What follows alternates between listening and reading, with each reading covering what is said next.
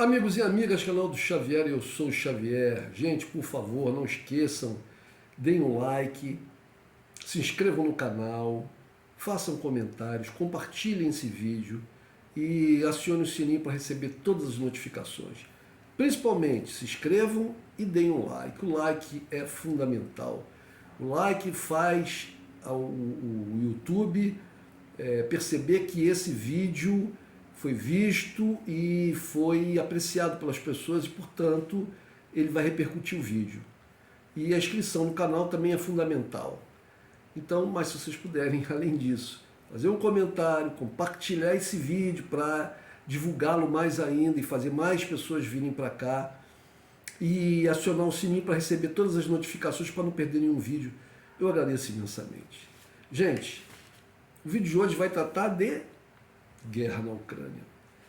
Eu já estou, esse já é o quinto vídeo, se não me engano, seguido de guerra na Ucrânia. Eu já fiz muitos vídeos sobre guerra na Ucrânia, mas vinha falando também da política nacional aqui no Brasil, muitas vezes falando de Portugal especificamente, e de outras questões.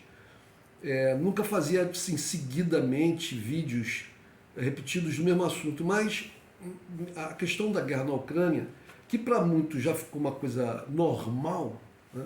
Porque a mídia já não dá mais aquela atenção, né, de manchete como era no início, né, nos primeiros meses da guerra. A coisa já caiu assim na normalidade e no esquecimento de muita gente. Mas a guerra na Ucrânia, gente, ela é uma coisa essencial no mundo na atualidade. A guerra na Ucrânia é um divisor de águas de toda a geopolítica mundial. É bom que as pessoas atentem para isso. O que acontecer, a maneira como essa guerra terminar, vai repercutir por anos, ou seja, vai ser uma plataforma sobre a qual vão se estabelecer todas as normas, os procedimentos, os tratados, os esquemas mundiais de poder entre as nações e entre os blocos no mundo. Blocos econômicos, blocos militares, né? Ou seja, a guerra na Ucrânia, os historiadores do futuro vão para entender o que estaria acontecendo no tempo deles, o que estará acontecendo no tempo deles, eles vão ter que se voltar para a questão da guerra na Ucrânia no nosso tempo. Pois bem, dito isso, em 10 meses de guerra foram gastos com apoio à Ucrânia já mais de 100 bilhões de euros. 100 bilhões de euros. O que daria com um euro hoje a 5,51 reais, daria 551 bilhões de reais. 551 bilhões de reais é todo o recurso, segundo o Instituto Kiel, que tem um nome bastante interessante, em alemão, não sei se vou conseguir falar o nome dele em alemão, porque eu não sou, desculpe aqui gente, caiu aqui meu papel, eu não sou falante de alemão, mas que é o Instituto for difícil, muito difícil.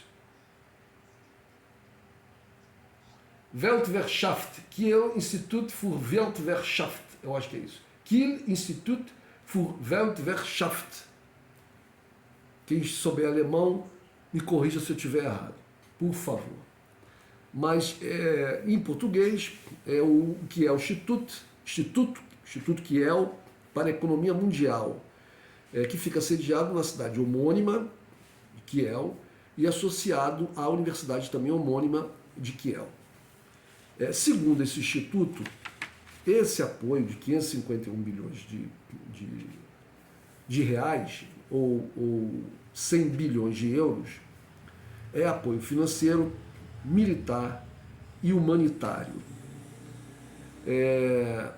Portugal teria contribuído diretamente com 300 milhões de euros e mais 500 milhões via União Europeia, ou seja, num total de 800 milhões de euros, que a um euro a 5,51, Portugal já deu 4 bilhões 408 milhões de reais para a guerra na Ucrânia, certo? Bom, tudo isso, volto a repetir, segundo o think tank alemão, o Instituto Kiel para a Economia Mundial, sediado na cidade de Kiel, um instituto muito prestigiado internacionalmente e também dentro da Alemanha, né, com mais de 100 anos de existência, etc. O período pesquisado vai de 24 de janeiro a 24 de novembro, ou seja, pesquisaram um mês antes da guerra e vai até 24 de novembro. Os Estados Unidos teriam sido os maiores fornecedores dessa ajuda, com cerca de 47,8 bilhões de euros, perdão, 47,8 bilhões de euros, sendo que 23 bilhões só de ajuda militar, né? 47,8 bilhões de euros, a gente vai aqui de novo e ver que são 378 bilhões de reais. O Senado americano aprovou, essa semana agora, uma ajuda, um pacote adicional, né, de mais 47 bilhões de euros de ajuda para os próximos meses. Ou seja, 47 vezes 5,51, mais 258 bilhões de reais e mais alguns trocados. As instituições da União Europeia, tudo isso de acordo com o Instituto Kiel, que eu vou ver aqui de novo se eu consigo falar em alemão, como é o nome do instituto. O Instituto Kiel. Kiel Institut für Weltwirtschaft.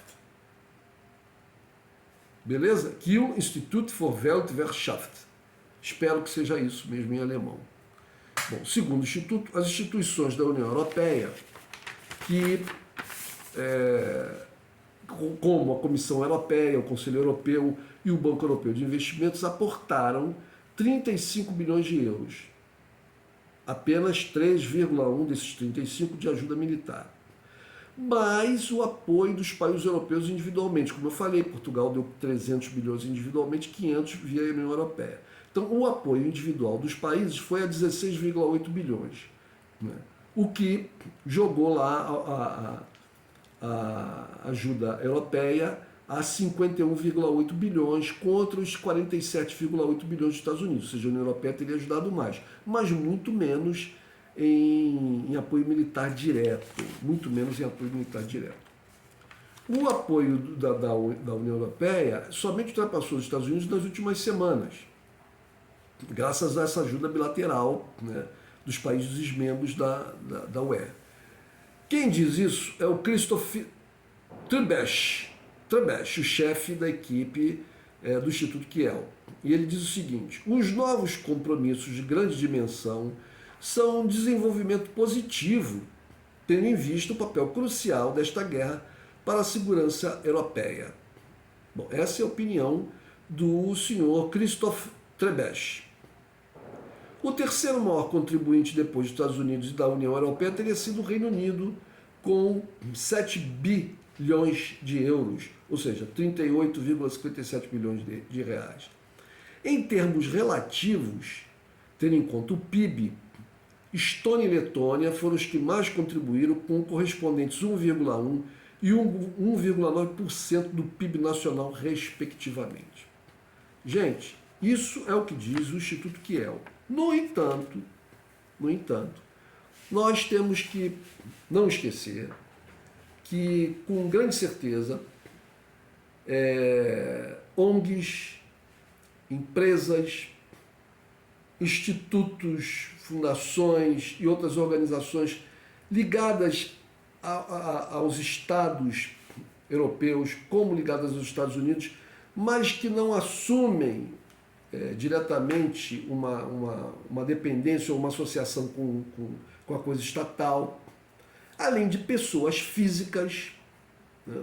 Pessoas físicas, milionários, europeus, americanos, também enviaram ajuda para a Ucrânia.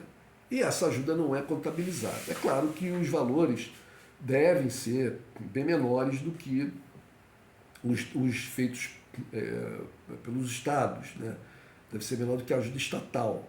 Os estados têm muito mais condições de fornecer somas muito grandes em dinheiro, em apoio, em financiamento, etc.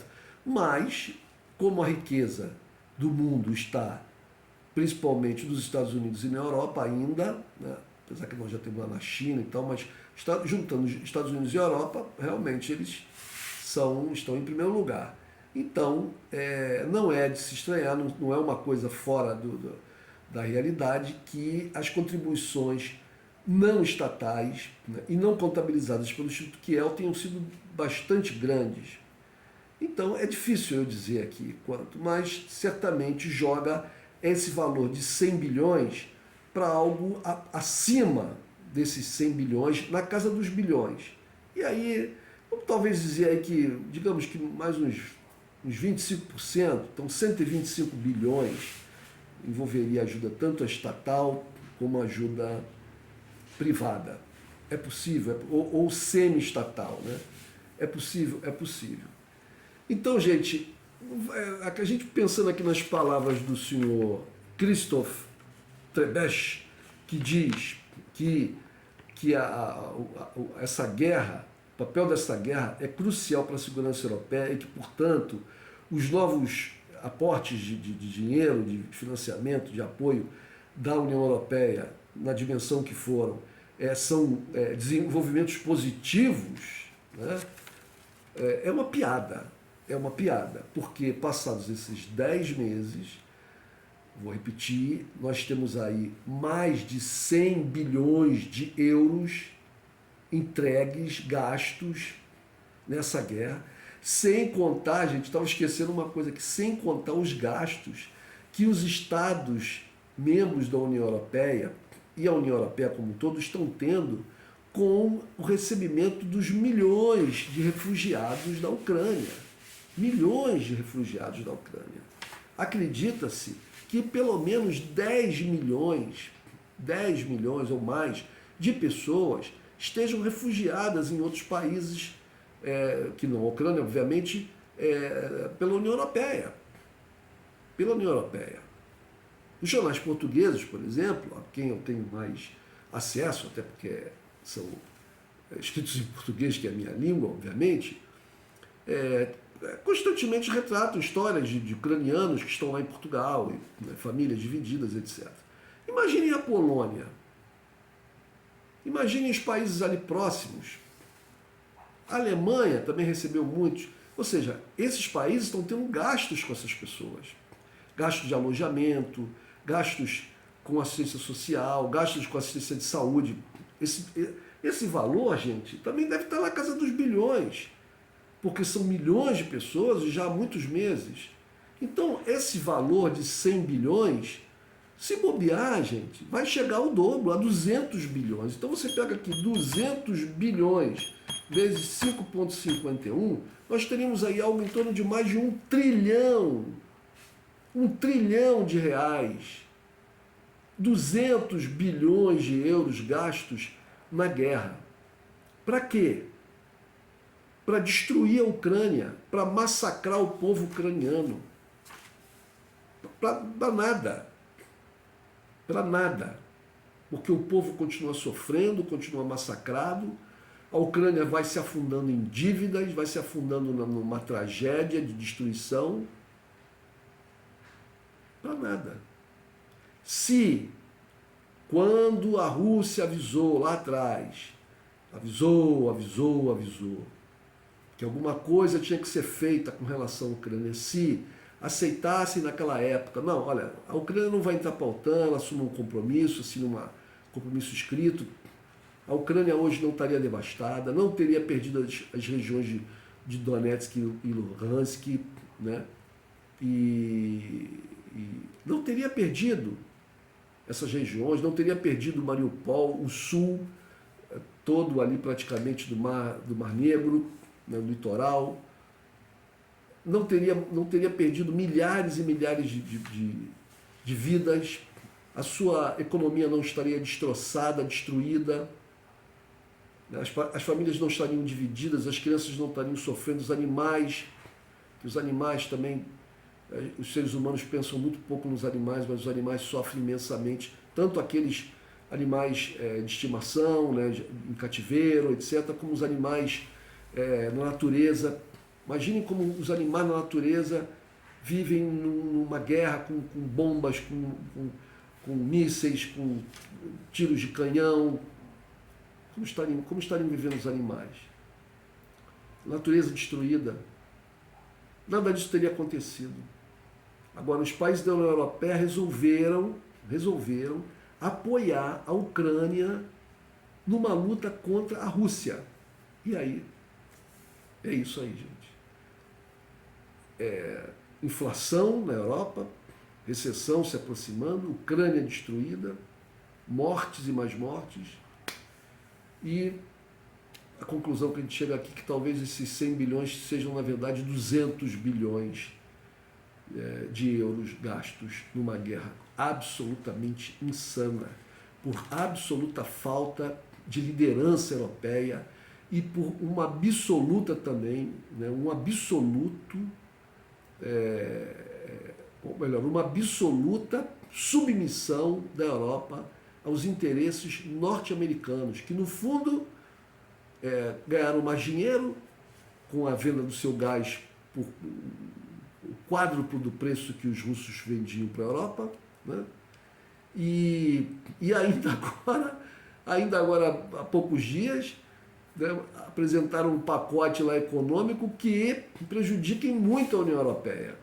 Aí foram os europeus lá espernear, o Macron falar não sei o quê, mas não fazem nada, porque são submetidos. A Europa é hoje, na verdade, uma colônia de quinta dos Estados Unidos da América do Norte. Porque se fosse independente, se houvesse ainda líderes como a aposentada Angela Merkel, né, no poder, se houvessem líderes como Angela Merkel no poder ainda, eu acredito que a Europa não teria entrado nessa guerra, não teria gastado esse dinheiro todo e não teria perdido todas as vidas que perdeu.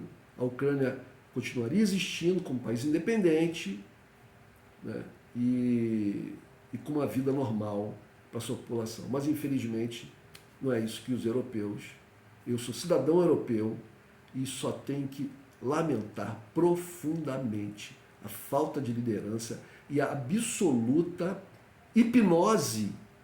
Parece que estão todos hipnotizados, todos os líderes europeus estão todos hipnotizados pelo poderio, né, pelas bases militares, pelas ogivas militares, pelo poder econômico norte-americano. É uma pena. É isso, gente. Feliz Natal para todos. Um abraço.